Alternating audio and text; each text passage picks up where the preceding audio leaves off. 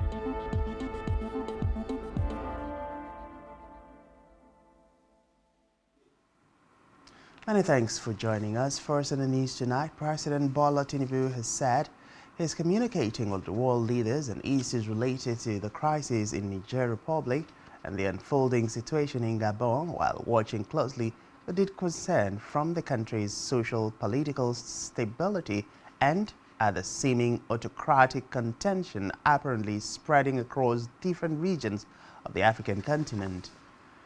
Special Advisor on Media and Publicity Ajuri Ngelale said the president, as a man who has made significant personal sacrifices in his own life in the course of advancing and defending democracy, is of the unwavering belief that power belongs in the hands of Africa's great people and not in the barrel of a loaded gun. This is coming as after Gabonese army officers, under the urges of the Committee for the Transition and Restoration of Institutions, announced on national television that they had overthrown the government of Gabon's President Ali Bongo Ondimba, who has been in power for 14 years, as after he had been declared the victor in Saturday's election. They said the vote result had been cancelled and all the institutions of the republic dissolved. President Bola Tinubu has had a conversation with Canadian Prime Minister Justin Trudeau, where the two heads of state mutually agreed that the promotion and protection of constitutional democratic governance on the continent remains a paramount priority. Meanwhile, the military coup leaders have said Bongo's son and close advisor Nuruddin Bongo Valentine, his chief of staff Ian Gislan Ngolu, as well as his deputy, two other presidential advisors, and the two top officials in the ruling Gabonese Democratic Party have been arrested. They are accused of treason, embezzlement, corruption, and falsifying the president's signature, among other allegations.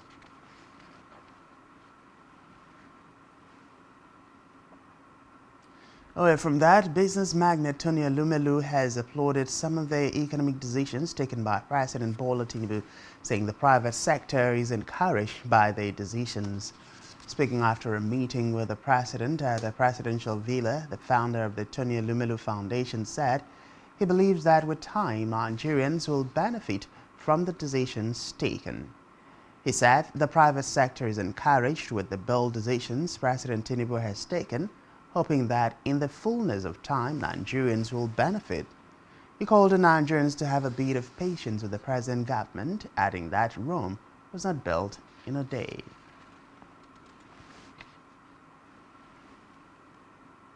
In the meantime, the Vice President, Kashim Shettima, has called on stakeholders to ensure transparency, equity and fairness in the distribution of fertilizers to farmers. The Vice President made the call when he met with Fertilizers Producers and Suppliers Association of Nigeria, FEPSAN, at the Presidential Villa, Abuja. Shettima said President Bola Tinubu is passionate about reducing the cost of fertilizers for Nigerian farmers as part of efforts to achieve food security in the country. According to him, the president will be happy if the price of fertilizers collapses by 50% after the exercise. He added that the federal government is collaborating with some organizations, including the World Food Programme, to ensure that beneficiaries of the fertilizer distribution exercise are the Nigerian farmers.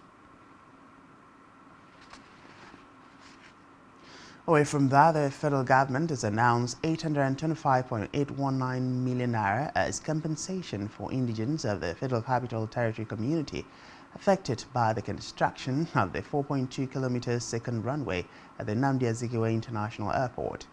He said indigents of the affected community will also get 12 immediate employment from the Ministry of Aviation and its agencies, as well as 10 from the Federal Capital Territory Administration, FCTA. The Minister of FCTA, Nyesom Wike, made the announcement following a negotiation meeting with the Minister of Aviation and Aerospace Development, Festus Keyamo. Officials of both ministries and representatives of the agencies, as well as stakeholders from Jiwa, the affected community in Abuja, met. The 825.8 million naira, according to the minister, is to incentivize the residents to vacate the community and seek their cooperation towards the completion of the project originally awarded in 2022.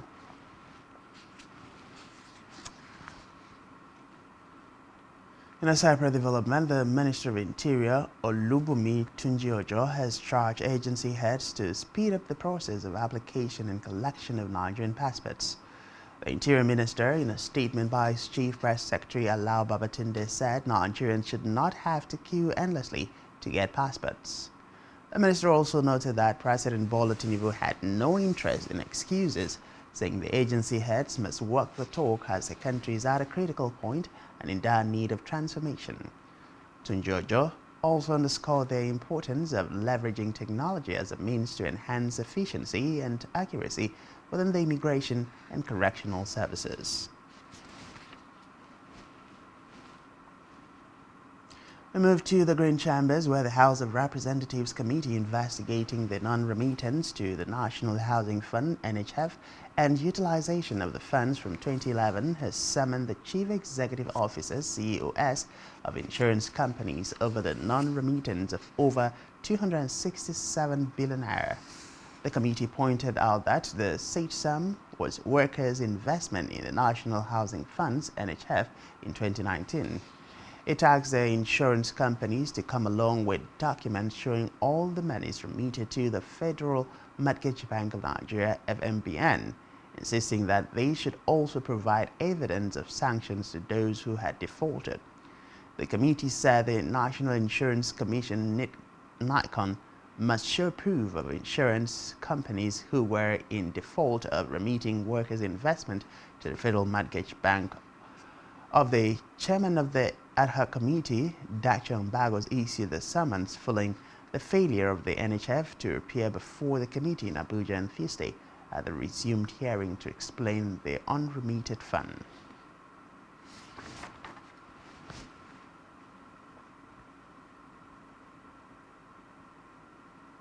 Still from the Green Chambers, the Health Committee of the House of Representatives probing alleged non-remittance and utilization.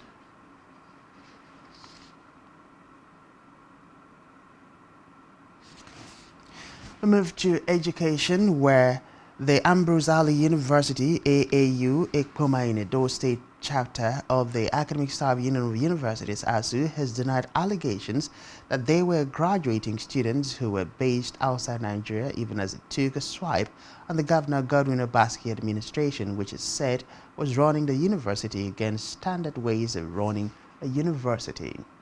Addressing a press conference in Benin City, the chairman of the union, Dr. Cyril Onobosele, said the management of the university, in connivance with the Special Intervention Team, SIT, set up by the state governor, have been making unproven allegations against its members, including alleged tax evasion, certificate and academic transcript racketeering, while not meeting most of its obligations like deductions for the state health insurance without following the act, non-payment of salaries of some staff, non-remittance of deducted ASU check of dues, poor funding of the university, among others.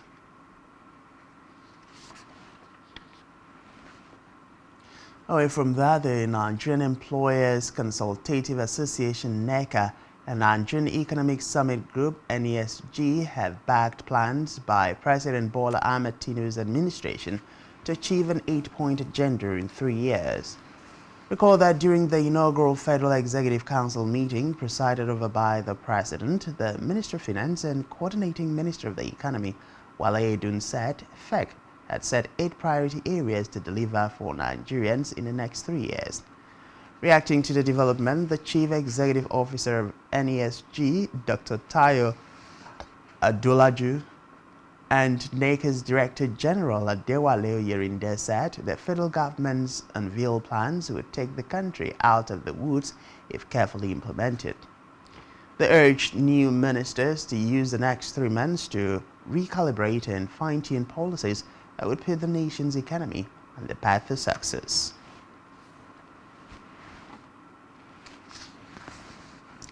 In another development, FCT Minister Nyesom Wike, renowned veteran singer Innocent Idibia, popularly known as Two-Face, have been listed among the 100 most notable peace icons in Africa.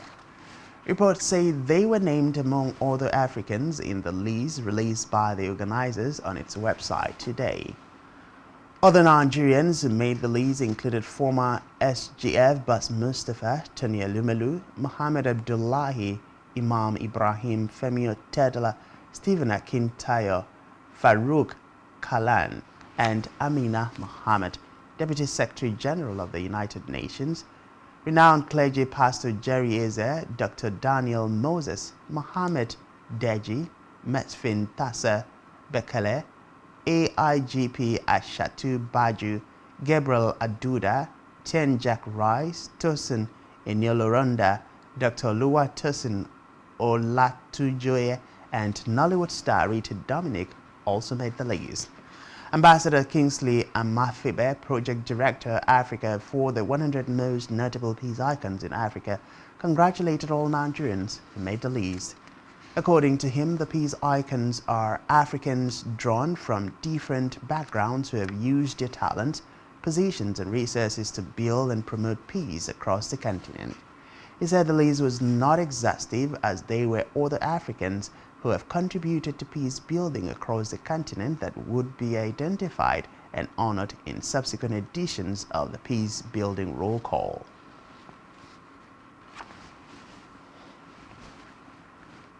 I move to the judiciary now, where the Abuja Division of the Court of Appeal has affirmed the 50 million damages that was awarded against Senator Elisha Abo for assaulting a lady, Osime Bilbra Wamet, in a sex toy shop in Abuja. A High Court of Federal Capital Territory had ordered the lawmaker who represented Adamawa North to pay damages over the incident that occurred in 2019. Dissatisfied with the verdict, Senator Abo approached the appellate court to set aside the judgment.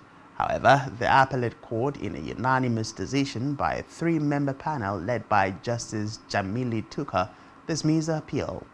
The panel said it found no reason to dislodge the verdict the High Court delivered on September 29, 2020, following a fundamental right enforcement suit that was lodged by WAMIT.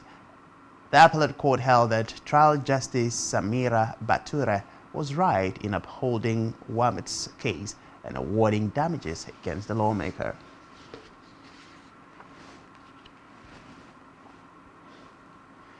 In politics, the New Nigeria People's Party, NNPP, says the suspension of the 2023 presidential candidate Rabiu Kwankwaso is null and void, expelling several party chieftains, including Dr. Boniface Anyebonam and Agbo Major, who spearheaded the suspension. The meeting was said to have been attended by Kano State Governor Abba Yusuf, the acting national chairman Abakawa Ali, and the Speaker of the Kano State House of Assembly, Buba Galadima, among others. Kwankwaso, a former Kano State Governor who came fourth in this year's presidential election, was suspended by the group led by NNPP chieftains Boniface Anyebonam and Agbo Major on Tuesday. The group led by Anyebonam and Major suspended Kwankwaso at a special General Assembly held at the Review Hotel in the Apapa area of Lagos State.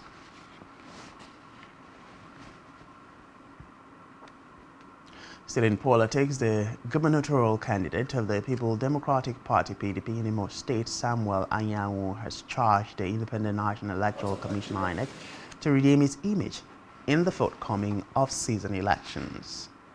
Anyanwu, who gave the charge today while addressing media stakeholders in Abuja on his intent to contest the Imo governorship election, vowed to resist every attempt of rigging during the electioneering process. He explained that the state has suffered setbacks over the years, hence the need for an open, free and fair election where the people can vote in a credible leader like himself. The gubernatorial candidate, while highlighting the contributing factors to insecurity in the state and possible prospects to correct the anomalies, pledged to create more jobs and amnesty to curb the menace.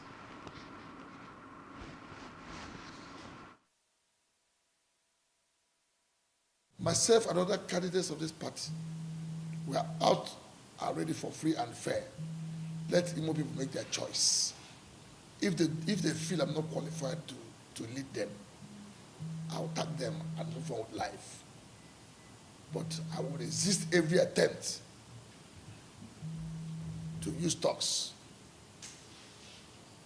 to cut away results, to falsify results. And I use this opportunity again, the security agencies, to please help Imo to recover from this.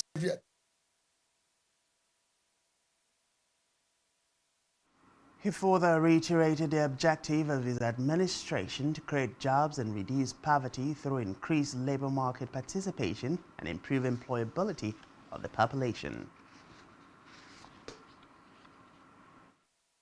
Overseas, we are sending paying salary of these people, because then you can now go to Ikeduru and sleep with two eyes closed. The way of checking insecurity is not by bombing the people. It's not by sending military to go and kill them. If I'm given the opportunity,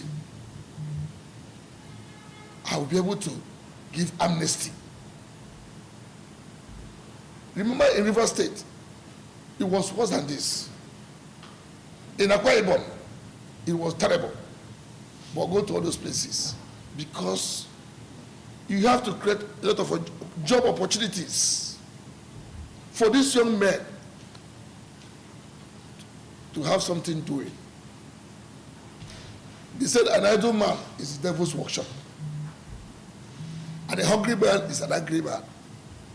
So when people are properly situated and have something doing, unless inborn, they will never think of evil. So my security policy to make Imo safe again, which is the mantra of my campaign, make Imo safe again. When we say that, we'll be able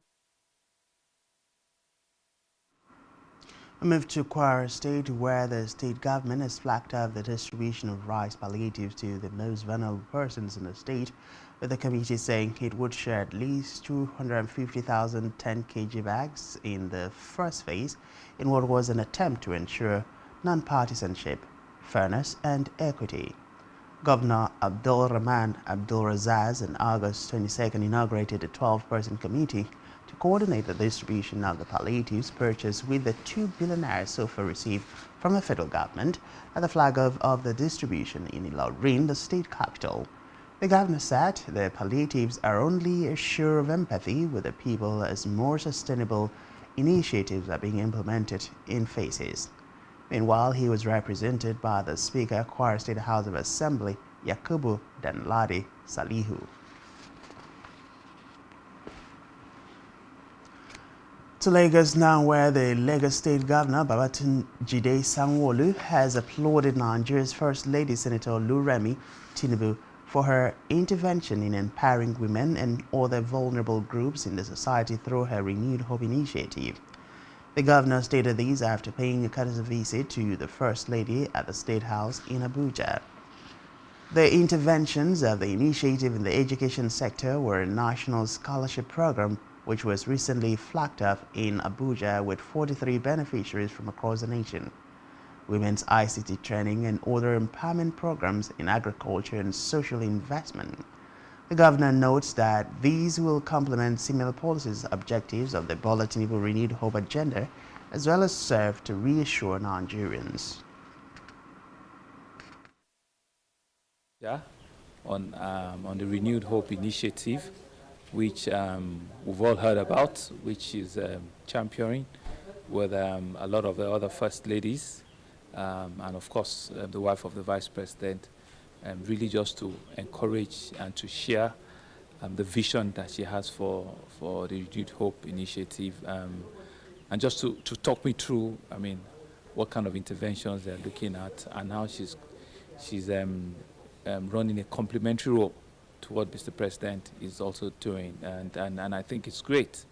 You know, our own idea is not necessarily to begin to build brick and mortar, is really to be able to intervene, you know, in schools, you know, for people needing scholarship, in farming, you know, people needing implements, you know, seedlings, and also to be able to provide immediate succor, you know, for families and for people that that are vulnerable in the society, that the initiative can indeed target it, and I think it's beautiful. So those are some of the things we talked about, and we will, as a government, also see how we can help, you know, as we move along, right? The federal government is embarking on so many reforms as we speak, and of course, it's taking its toll. Of course, we are also expecting that it will start yielding dividends, you know, in a matter of time. Your take on the ongoing reforms and probably what you want Nigerians, you know, the kind of attitude they should adopt as we speak. You know, so we're running against time. There's so many things that we need to do differently, start or also improve upon. So it will appear as if, you know, Mr. President has a short time to be able to do a whole lot of things, and that was what he promised, and that's what we should expect. But it has to be in a systematic.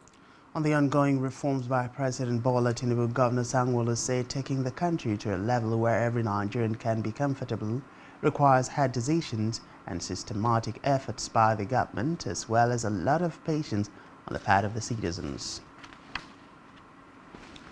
And back here, Akwa Ibom State Governor Pastor Umoino has announced the release of 1 billion naira, being the first tranches of the state government's donation to augment the palliative package received from the federal government.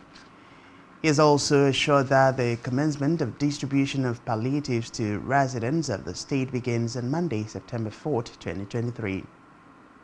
Addressing journalists at Government House, the governor also announced the approval of 2 billion naira as another tranches for payment of gratuities to retired teachers in both the state and local government service, reaffirming his commitment to the One Project per Local Government Area initiative. Governor Eno spoke of this gesture as a quick fix by the state government to ameliorate the sufferings of the people against the hardship occasioned by the fuel subsidy removal and cautioned the youths against being used by persons to foment unrest in the state. Responding to the youth protests in the state, Governor assured that with state government's augmentation of the 3,000 bags of rice and 2 billion naira so far received from the federal government, the over 2,270 villages in the state should be hopeful to get 50 bags of rice each. The governor warned that the state government has gathered intelligence of some persons trying to disrupt the peace in the state by inciting the youths to exhibit various forms of restiveness, including breaking into the rice warehouse. Hence, the youth should be wary of such misleading, and leaders should be cautious of inciting utterances.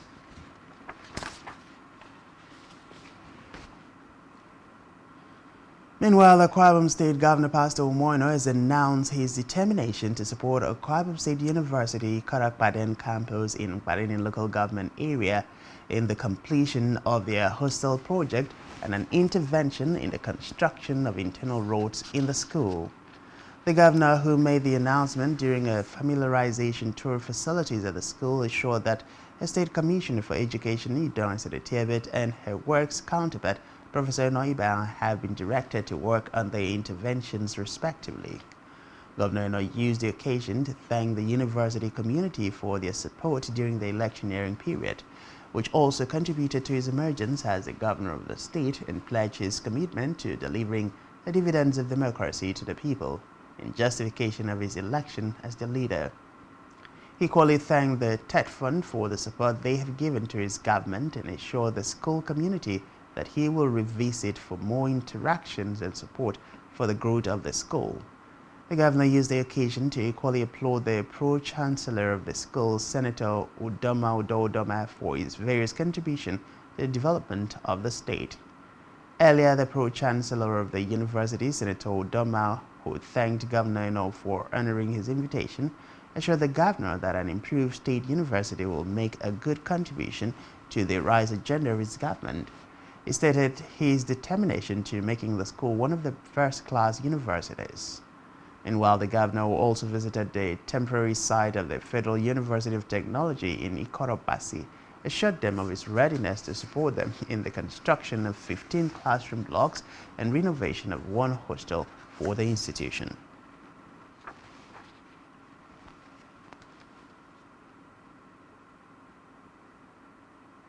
In the meantime, Akwa Ibom State Government has signed a memorandum of understanding with the Benin Republic-based agriculture firm Shanghai Farms Initiative Nigeria to drive a technologically driven food production and business-oriented agricultural revolution in the state for the fulfillment of the goals of the RISE agenda blueprint of the administration. Speaking at a brief meeting to sign the MOU at Government House, Governor Umoino described the Shanghai agricultural model as impressive and stated that he learned about it during his electioneering campaign days, maintaining that the MOU is a long-term pact between the state government and the Shanghai Farm Investment Nigeria for the replication of a model farm in Akwa Ibom State. Also speaking from the backdrop of his entrepreneurial disposition, Governor Eno reportedly said that there will be need to take a more careful study of the business plan to ascertain its turnover possibilities within a reasonable period, stressing that he is spending the state's funds judiciously by investing in lucrative ventures as he is in office to hold brief for the people. Earlier, leader of the team, Professor Geoffrey Nzamujo, who is the founder of the agropreneur company Shanghai Farm Initiatives Nigeria, informed the state delegation that the company is a project of a new African society which has gradually translated to a movement. Professor Nzamujo commended the vision of the state administration in partnering with Shanghai Farm Initiatives for the agricultural investment, assuring that the company will create a paradigm shift in agricultural production in the state.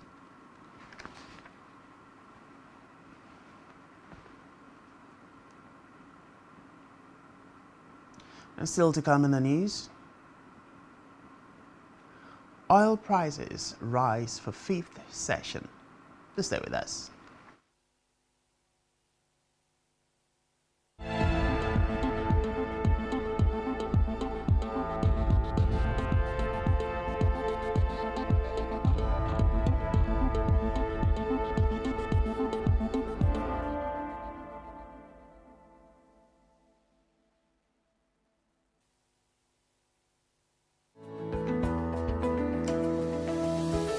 Business exists only to meet the needs of the people.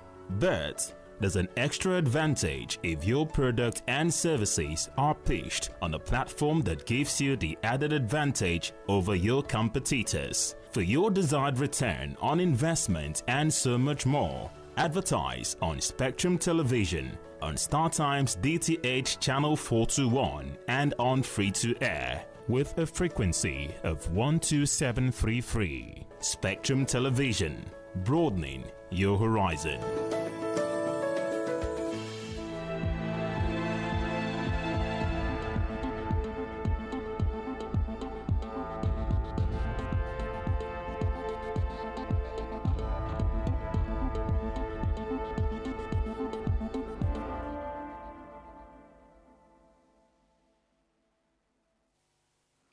Many thanks for staying with us. And now to the rest of the news stories.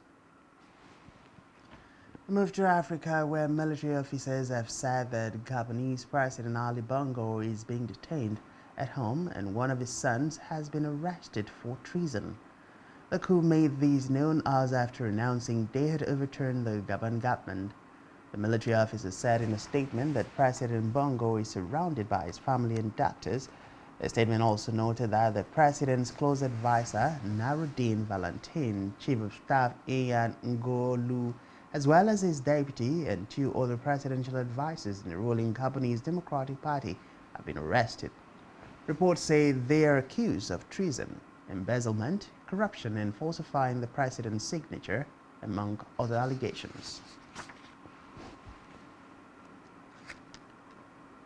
In a related development, the Commonwealth has voiced fears about a military coup in Gabon which joined the grouping last year and said it was monitoring the situation closely. Secretary General Patricia Scotland said the situation was deeply concerning, adding that the Commonwealth Charter is clear that member states must uphold the rule of law and the principles of democracy at all times. This comes as after a group of Gabonese military officers appeared on television announcing they were putting an end to the current regime and cancelling Odimba's election. Meanwhile, the head of the African Union Commission, Moussa Faki Mohamed, said today he strongly condemns what he described as an attempted coup in Gabon. Rebel officers in the oil-rich Central African state announced earlier today they had seized power following disputed elections in which President Ali Bongo Ondimba had been declared victor. This is just as President Ali Bongo had been placed in retirement. The head of his presidential guard told Le Monde agency about the retirement after rebel officers said they had toppled him. Guaman denied that he had become the leader of the purge. According to the coup leaders, Bongo, 64, whose family has ruled Gabon for over 55 years, was placed under house arrest and one of his sons arrested for treason.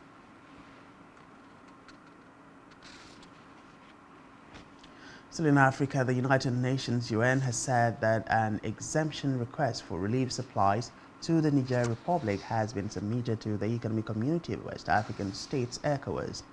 The UN said sanctions of Niger were blocking vital humanitarian aid such as food and medicine. The United Nations High Commissioner for Refugees representative for Niger, Emmanuel Gignac, stated this at a press briefing during a visit to Geneva. Gignac noted that a formal letter from UN Chief Martin Griffiths had been addressed to ECOWAS for exemptions. He also voiced concerns about the security of Niger's population, especially among its 700,000 forcibly displaced people, describing a sharp increase in protection incidents such as kidnapping and sexual violence since the coup.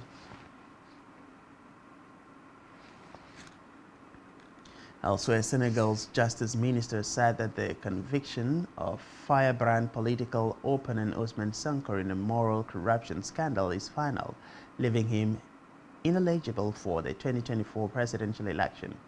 Sonko, a thorn in the side of President Macky Sall, has faced a string of legal woes since 2021 that he claims are aimed at keeping him out of politics. He was found guilty on June 1 of morally corrupting a young woman and sentenced in absentia to 2 years in prison. sparking clashes that left at least 16 dead.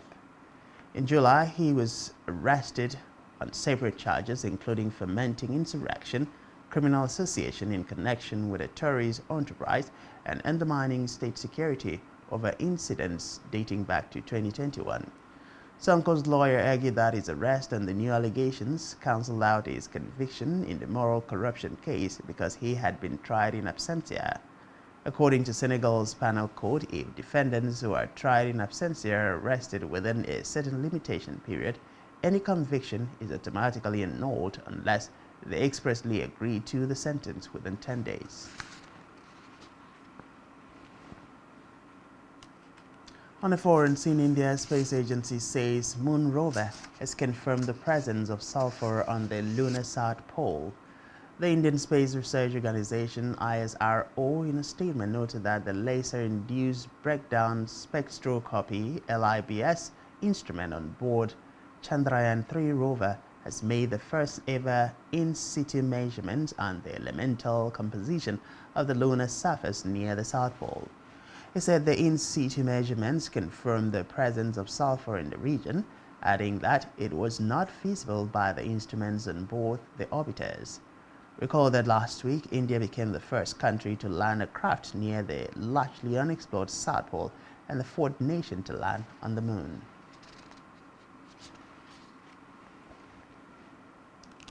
Meanwhile, more comment now from foreign powers. Russia says it is deeply concerned over the apparent coup in Gabon, and France has reiterated its own anxiety over the situation. A fresh statement from Foreign Minister Olivier Véran says Paris wants the result of Gabon's recent election to be respected. President Ali Bongo, 64, won a third term in office in elections held on Saturday.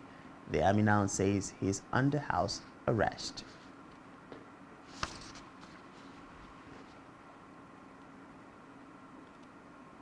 Still on the foreign scene, National Hurricane Center says Hurricane Idalia has made landfall in the Florida Big Bend.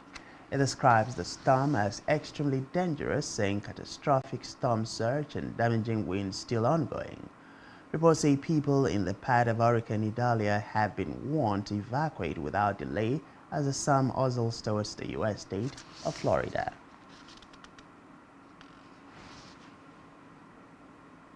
In the meantime, judges could be given the power to order criminals to attend their sentencing, according to planned legislation announced today by the UK Justice Ministry.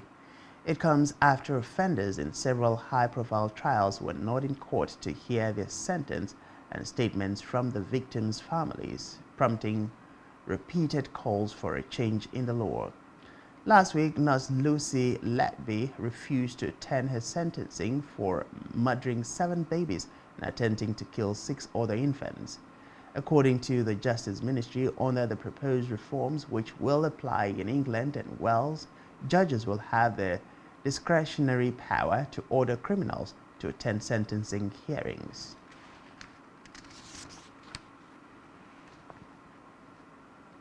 Still on the foreign scene, a former worker at Britain's Signals Intelligence Agency GCHQ has pleaded guilty to attempted murder after attacking a U.S. government employee outside a leisure center. Joshua Bowles, 29, punched and stabbed his victim, who was referred to in court by a code number rather than by name. She was employed by the U.S. government and was based at GCHQ at the time of the incident. The court heard Bowles, who pleaded guilty at London's Old Bailey Court, had also worked for GCHQ but was no longer employed there at the time of the attack. According to reports, the attack took place on March 9th outside a leisure center around 5 kilometers from the intelligence agency's base in the western English town of Cheltenham. Bowles was armed with 2 knives when he attacked the victim as she was leaving the leisure center with a friend.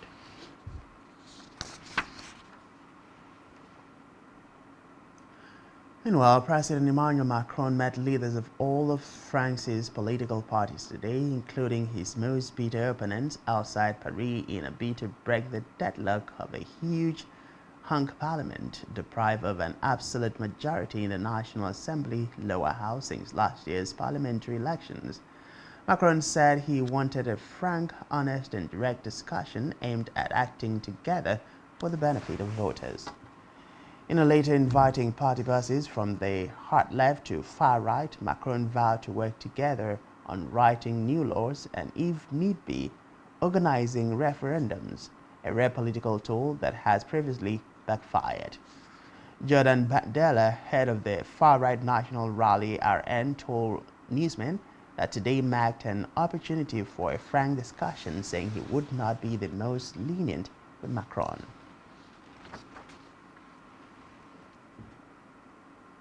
Meanwhile, 2 years after the apartheid takeover in Afghanistan, the Taliban continues its crackdown on Afghan women's rights. In recent weeks, the Islamist regime has banned women from public parks and stopped dozens from going abroad on scholarships. Meanwhile, Human Rights Watch Hitaba says these decisions make it seem like the Taliban is engaging in acts of intentional cruelty to Afghan women.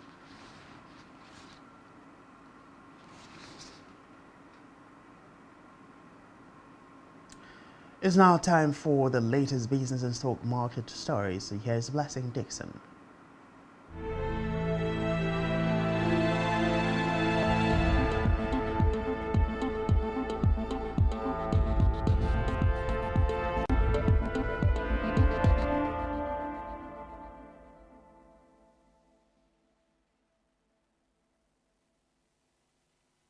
Thank you, Francis Adet. Good evening. It's business news. My name is Blessing Dixon. In the news, oil prices rise for the fifth session. Nigeria's price benchmark Brent crude futures rose above $85.50 per barrel today, extending gains for the fifth straight session after Energy Information Administration (EIA) data showed a larger than expected weekly crude inventory draw, in line with the American Petroleum Institution report.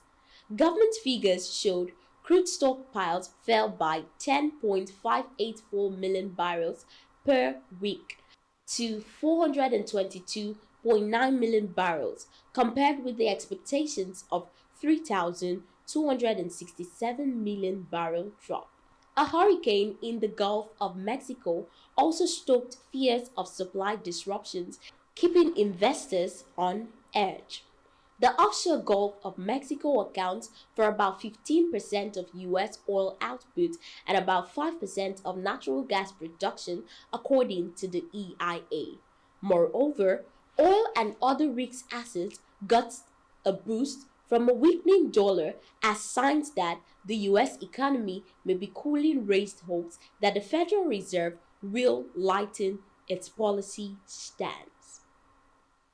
In Nigeria, the Federal Ministry of Health is committed to raising the tax on beverages with added sugar from the existing 10% rate to 20%. It is an effort to fight growing public health issues linked to consuming too much sugar.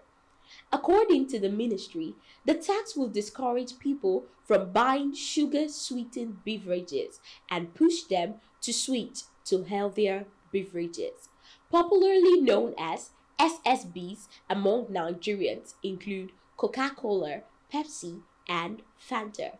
The Director and Head, Public Health Department, Federal Ministry of Health, Dr. Chukwuma Anyaike, disclosed this at the Pro-Health Tax Policy Campaign on SSB.